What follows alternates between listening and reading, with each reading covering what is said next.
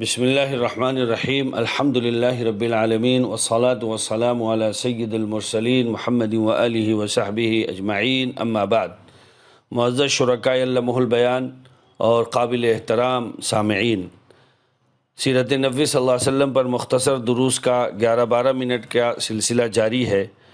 اب ان دنوں ہم غزوہ احد سے متعلق خاص واقعات پیش کر رہے ہیں۔ 2 قسطوں میں کل گزشتہ سیدنا حضرت سید الشہداء حمزہ رضی اللہ تعالی عنہ کا واقعہ مکمل کیا ہے۔ حضرات، دونوں طرف گھمسان کی جنگ پڑ رہی ہے اور دونوں طرف کی فوجیں آپس میں متصادم ہیں، ٹکرائی ہوئی ہیں۔ مسلمانوں کا پلڑا بھاری ہے کہ کفار کے علمبردار لڑ کر قتل ہوئے جاتے ہیں، تاہم علم گرنے نہیں پاتا کہ دوسرا گرنے سے پہلے اسے اٹھا لیتا ہے، سنبھال لیتا ہے۔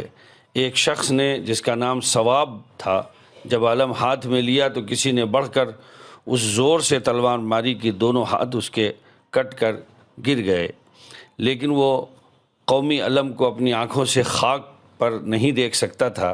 علم کے گرنے کے ساتھ سینے کے بل زمین پر گرا اور علم کو سینے سے دبا لیا۔ اسی حالت میں یہ کہتا ہوا مارا گیا کہ میں نے اپنا فرض ادا کر دیا۔ عربی میں علم جھنڈے کو کہتے ہیں، تو الغرض جھنڈا دیر تک خاک پر پڑا رہا۔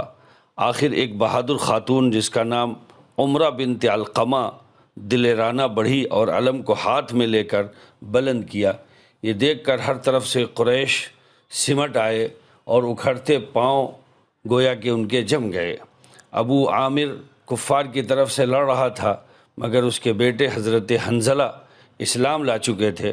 انہوں نے حضرت صلی اللہ علیہ وسلم سے باپ کے مقابلے میں لڑنے کی اجازت مانگی، لیکن رحمت عالم صلی اللہ علیہ وسلم نے یہ گوارہ نہ کیا کہ بیٹا باپ پر تلوار اٹھائے۔ حضرت حنظلہ نے کفار کے سپہ سالار ابو سفیان پر حملہ کیا اور قریب تھا کہ ان کی تلوار ابو سفیان کا فیصلہ کر دے۔ دفعتاً پہلو سے شداد ابن الاسود نے چھپٹا مار کر ان پر وار کیا اور ان کو شہید کر دیا۔ تاہم لڑائی کا پلڑا مسلمانوں ہی کی طرف تھا۔ علم برداروں کے قتل اور حضرت علی اور حضرت ابو دجانہ کے بے پناہ حملوں سے فوج کے پاؤں اکھڑ گئے۔ بہادر اور نازنین خواتین جو رجزیہ اشعار پڑھ کر کفار کے دلوں کو گرما رہی تھیں اور انہیں جنگ پر ابھار رہی تھیں، بدحواسی کے ساتھ پیچھے ہٹیں اور مطلع صاف ہو گیا۔ لیکن ساتھ ہی مسلمانوں نے لوٹ شروع کر دی اور یہ دیکھ کر کہ تیر انداز جو پشت پر مقرر کیے گئے تھے وہ بھی غنیمت کی طرف جھکے۔ ظاہر ہے کفار کے پاؤں جب اکھڑتے ہوئے انہوں نے دیکھے تو اب وہ مال غنیمت کی طرف بڑھے۔ حالانکہ حضرت عبداللہ بن جبیر نے جو تیر اندازوں کی جتھے پر ذمہ دار تھے، انہیں بہت روکا اور روکنے کی بڑی کوشش کی اور انہیں خاص طور سے اس کی ہدایت دی کہ رسول اللہ صلی اللہ علیہ وسلم نے تمہیں منع کیا ہے، لیکن انہوں نے مانا نہیں تیر اندازوں نے، اور یہ آ کر مال غنیمت اکٹھا کرنے میں لگ گئے۔ ادھر خالد بن ولید جو اس وقت کو کافروں کے ساتھ تھے، جنگ کے ماہر تھے، خالد نے عقب سے حملہ کر دیا اور عبداللہ بن جبیر چند جابازوں کے ساتھ جو ابھی بھی جمے پہاڑی درے میں کھڑے تھے شہید ہوئے۔ اب راستہ بالکل صاف تھا۔ خالد نے سواروں کے دستے کے ساتھ نہایت بے جگری سے حملہ کیا۔ لوگ لوٹنے مارنے میں مصروف تھے، جمع کرنے میں مصروف تھے۔ مڑ کر دیکھا تو تلواریں برس رہی ہیں۔ بدحواسی میں دونوں فوجیں اس طرح باہم مل گئیں کہ خود مسلمانوں کے ہاتھ سے مارے گئے۔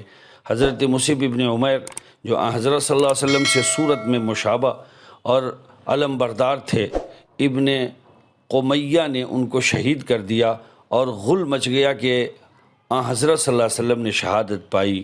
اس آواز سے عام بدحواسی چھا گئی اور بڑے بڑے دلوروں کے پاؤں اکھڑ گئے۔ بدحواسی میں اگلی صفیں پچھلی صفوں پر ٹوٹ پڑی اور دوست دشمن کی تمیز نہ رہی۔ حضرت حذیفہ کے والد یمان اسی کشمکش میں آ گئے اور ان پر تلواریں برس پڑیں۔ حضرت حذیفہ چلاتے رہے کہ میرے والد ہیں، لیکن کون سنتا تھا، غرض کہ وہ شہید ہو گئے۔ اور حضرت حذیفہ نے ایثار کے لہجے میں کہا، مسلمانوں خدا تم کو بخش دے۔ رسول اللہ صلی اللہ علیہ وسلم نے مڑ کر دیکھا تو صرف 11 مسلمان پہلو میں ہیں، جن میں حضرت علی کرم اللہ وجہ، حضرت ابو بکر، حضرت سعد بن ابی وقاص، حضرت زبیر بن العوام اور حضرت دجانہ اور حضرت طلحہ کا نام تخصیص سے معلوم ہے۔ صحیح بخاری میں یہ روایت ہے کہ رسول اللہ صلی اللہ علیہ وسلم کے ساتھ صرف حضرت طلحہ اور حضرت سعد رہ گئے تھے۔ حضرات، ادھر لڑائی کا پانسا پلٹنے کے بعد صحابہ جس طرح سے بدحواشی اور انتشار اور تتر بتر ہو گئے تھے، حضرت صلی اللہ علیہ وسلم اس افراتفری میں اور اپنے چاروں طرف دشمنوں کے جمگھٹے کے باوجود اپنی جگہ ثابت قدم رہے اور جمے رہے، اور صحابہ کو گھبراہٹ میں ادھر ادھر بھاگتے دیکھ کر ان پر پکارتے ہوئے فرماتے جاتے تھے کہ اے فلاں میری طرف آؤ، اے فلاں میری طرف آؤ، میں خدا کا رسول ہوں۔ بعض روایتوں میں ہے چونکہ کفار نے آپ کی شہادت کی خبر اڑا دی تھی کہ میں نبی ہوں، اس میں جھوٹ نہیں ہے، میں عبد المطلب کا بیٹا ہوں، میں عواتق یعنی آتکاؤں کا بیٹا ہوں۔ اس نازک موقع پر صحابہ کی ایک جماعت حضرت صلی اللہ علیہ وسلم کے گرد جمی رہی، جو حضرت صلی اللہ علیہ وسلم پر مشرکوں کے مسلسل حملے کو روک روک کر آپ پر پروانوں کی طرح نثار ہو رہے تھے اور جانے دے رہے تھے۔ ان میں حضرت ابو طلحہ بھی تھے، جو حضرت صلی اللہ علیہ وسلم کے سامنے جمے ہوئے تھے، دشمن کے وار اپنے ڈھال پر روک رہے تھے۔ یہ بڑے بہترین تیر انداز، سچے نشانہ باز تھے۔ انہوں نے اپنا ترکش رسول اللہ صلی اللہ علیہ وسلم کے سامنے بکھیر دیا اور کہہ رہے تھے، میری جان آپ کی زندگی کے لیے فدا ہو جائے، میرا چہرہ آپ کے چہرے کے لیے ڈھال بن جائے۔ ابو طلحہ یہ کہتے اور مسلسل تیر چلاتے جاتے تھے۔ وہاں کوئی مسلمان تیروں سے بھرا ترکش لے کر گزرتا تو حضرت صلی اللہ علیہ وسلم اس سے فرماتے، اس کو ابو طلحہ کے سامنے الٹ دو۔ حضرت ابو طلحہ کہتے کہ اے اللہ کے نبی، آپ پر میرے ماں باپ فدا ہوں، دشمن کی طرف مت دیکھیے کہ ان کا کوئی تیر آ کر خدا نخواستہ آپ کے لگ جائے، آپ کے لیے میری گردن کٹ جائے۔ یعنی حضرت صلی اللہ علیہ وسلم اوپر کھڑے ہو کر دشمن کی طرف دیکھنے لگتے تھے تو حضرت ابو طلحہ آپ سے یہ کہتے کہ آپ اور پھر گھبراہٹ میں اچک کر آپ کے سینے مبارک کے سامنے آ جاتے تاکہ کوئی تیر آپ کو نہ لگ جائے۔ حضرات، اسی طریقے سے جن لوگوں نے بڑی اس دن قربانیاں دی، ان میں ایک نام حضرت سعد بن ابی وقاص کا بھی تھا۔ یہ بھی انہی تیر اندازوں میں سے تھے جنہوں نے آپ کی کمان سے تیر اندازی کی تھی۔ حضرت سعد کہتے ہیں کہ میں نے دیکھا کہ اس وقت رسول اللہ صلی اللہ علیہ وسلم تیر اٹھا کر مجھے دے رہے تھے اور فرما رہے تھے کہ تیر اندازی کرتے رہو، تم پر میرے ماں باپ قربان۔ ایک روایت میں حضرت سعد کہتے ہیں کہ حضرت صلی اللہ علیہ وسلم نے مجھے اپنے آگے بٹھا لیا، میں تیر چلاتا اور یہ کہتا جاتا تھا، اے اللہ یہ تیرا تیر ہے، تو اس کو اپنے دشمن کے جسم میں پیوست کر دے۔ ساتھ ہی حضرت صلی اللہ علیہ وسلم یہ فرماتے جاتے تھے، اے اللہ سعد کی دعا قبول فرما، اے اللہ اس کی تیر اندازی کو درست فرما، اس کی دعا کو قبول فرما۔ حضرات، حضرت سعد بن ابی وقاص رضی اللہ تعالی عنہ کا ایک واقعہ یہ بہت مشہور ہے کہ وہ مستجاب الدعوات تھے، اور مستجاب الدعوات کی وجہ یہ بتائی جاتی ہے کہ ایک دفعہ حضرت سعد سے پوچھا گیا کہ تمہارے دوسرے صحابہ کے مقابلے میں آپ کی دعائیں کیوں فوراً قبول ہو جاتی ہیں؟ انہوں نے کہا کہ میں زندگی بھر کوئی لقمہ یہ جانے بغیر میں نے اپنے منہ میں نہیں لیا کہ یہ کہاں سے آیا ہے اور کہاں سے نکلا ہے۔ چنانچہ حضرت عبداللہ ابن عباس سے روایت ہے کہ ایک مرتبہ میں نے رسول اللہ صلی اللہ علیہ وسلم کے سامنے یہ آیت تلاوت کی، اعوذ باللہ من الشیطان الرجیم، یا ایہا الناس کلوا مما فی الارض حلالا طیبا ولا تتبعوا خطوات الشیطان انہ لکم عدو مبین۔ اے لوگو، جو چیزیں زمین میں موجود ہیں ان میں سے شرعی حلال پاک چیزوں کو کھاؤ، برتو اور شیطان کے قدم بقدم مت چلو، فی الواقع وہ تمہارا صریح دشمن ہے۔ یہ سنتے ہی حضرت سعد بن ابی وقاص کھڑے ہو گئے اور بولے کہ یا رسول اللہ، میرے لیے دعا فرما دیجئے کہ اللہ تعالیٰ مجھے مستجاب الدعوات فرما دے۔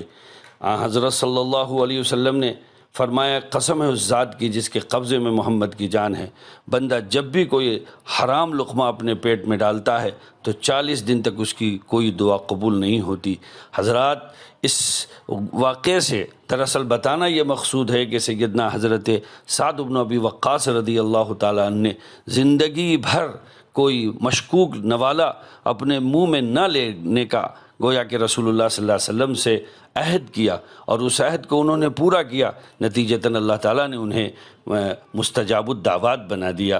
بخاری میں ایک روایت ہے کہ حضرت فاروق اعظم رضی اللہ تعالیٰ عنہ کی خلافت کے زمانے میں حضرت سعد ابن ابی وقاص کوفہ کے امیر تھے۔ ایک دفعہ کوفہ والوں نے فاروق اعظم کے پاس ان کی چغل خوری کی اور ان کے خلاف جھوٹی سچی شکایتیں پہنچائیں۔ امیر المومنین نے تحقیقات کے لیے ایک جماعت کوفے کو روانہ کی۔ اس جماعت کے لوگوں نے کوفہ پہنچ کر جس شخص سے بھی حضرت سعد کے بارے میں اس کی رائے پوچھی تو اس نے ان کی تعریف کی اور ان کے حق میں کلمہ خیر کہا۔ صرف ایک شخص ایسا ملا جس نے حضرت سعد کی مخالفت میں رائے دی۔ اس شخص کا نام ابو سعدہ تھا۔ جب اس سے حضرت سعد کے بارے میں پوچھا گیا تو اس نے ان کی برائی کی اور کہا کہ وہ تو مال سب لوگوں میں برابر تقسیم نہیں کرتے ہیں اور نہ مقدمات کو ٹھیک طریقے سے فیصل کرتے ہیں۔ حضرت سعد کو جب یہ بات معلوم ہوئی تو انہوں نے ابو سعدہ کے لیے بد دعا کی اور کہا، اے اللہ، اگر وہ جھوٹا ہے تو اس کو لمبی عمر دے، اس کو ہمیشہ فقر و فاقہ میں مبتلا رکھ، اس کو اندھا فرما دے اور اسے فتنوں میں مبتلا کر۔ ان کی دعا قبول ہوئی۔ ابو سعدہ اندھا ہو گیا، تنگ دستی یا فقر و فاقہ میں مبتلا ہوا۔ اس کی عمر بہت زیادہ ہوئی۔ وہ کوفے کی گلی کوچوں میں ٹھوکریں کھاتا پھرتا۔ بخاری کی روایت میں یہ ہے کہ اس عمر میں، جبکہ اس کی عمر اتنی زیادہ تھی کہ اس کے باوجود وہ لڑکیوں کو اور عورتوں کو چھیڑتا تھا۔ جب لوگ اس سے اس کا حال پوچھتے تو وہ جواب دیتا کہ مصیبتوں اور پریشانیوں میں مبتلا ایک بوڑھا آدمی ہوں، مجھے سعد کی بد دعا کھا گئی۔ حضرات، آج کا سبق میں یہیں پر ختم کرتا ہوں اور آپ سے یہ بات حضرت سعد کے مستجاب الدعوات کے ذکر کر کے یہ بتانا چاہتا ہوں کہ یہ ہمیشہ سے رہا ہے کہ اللہ کے نیک اور محبوب بندوں کے پیچھے کچھ لوگ لگ جاتے ہیں جو ان کی بے عزتی کرتے ہیں، جو ان کے مقام و مرتبے کا لحاظ کیے بغیر ان کے عیوب پر اور بلا وجہ کے باتیں ان کی طرف منسوب کرتے ہیں، اور یہ سلسلہ شروع سے چلتا آیا ہے، آج بھی یہ سلسلہ جاری ہے۔ بس ضرورت اس بات کی ہے کہ ہم حضور پاک صلی اللہ علیہ وسلم کے اصحاب کی سیرت کو اپنائیں اور اپنے اندر اچھائی اور سچائی پیدا کریں۔ اللہ تعالیٰ سے دعا ہے کہ اللہ تعالیٰ اس سلسلے درس کو قبول فرمائے اور ہم سب کو اس سے بہتر سیکھنے کی توفیق عطا فرمائے۔ السلام علیکم ورحمۃ اللہ وبرکاتہ۔